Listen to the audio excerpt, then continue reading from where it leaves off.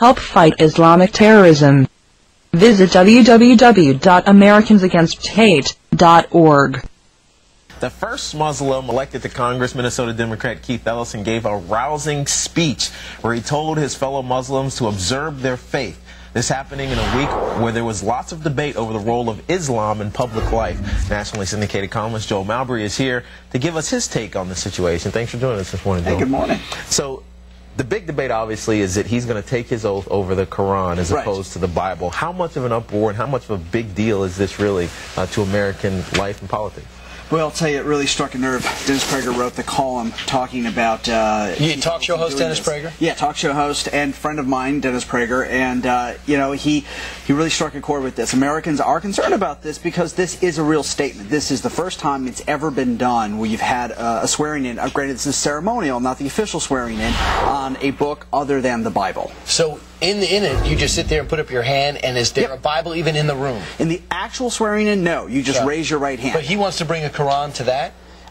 No, he wants to bring the Quran for the ceremonial swearing-in, which is, you know, for the photo op. You put it up on the wall of the office, you send it to constituents, family, friends, but to Dennis Prager and his and a lot of other people, it's very important, the symbolism. Well, this is a country, as we all know, that preaches and practices religious tolerance, and there is a contingent of Muslims and people who practice the Islamic faith in this country. Millions. Shouldn't this be a great opportunity for this country and for our elected government to exercise some understanding and acceptance of this religion? You know, I think I'm actually not as troubled by him doing this, doing the ceremonial swearing-in on the Quran. I'm actually much more troubled by the affiliations that Keith Ellison has.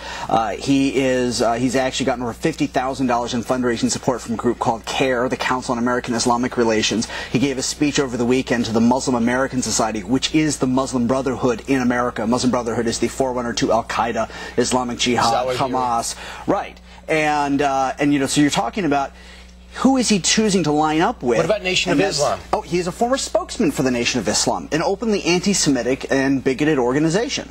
So he still got elected by the people of Minnesota? He still got elected by the people of Minnesota. He issued a deceptive apology, and he has not been forthcoming about the people he's been locking arms with. But I'll tell you, it's really problematic. The group that he spoke at, Muslim American Society, after 9/11, they issued a suicide bombings in Israel, calling it an Islamic duty. Joe, uncovering it little by little. It's more than just the Quran. Thanks. Yeah, Thank you for joining us this morning.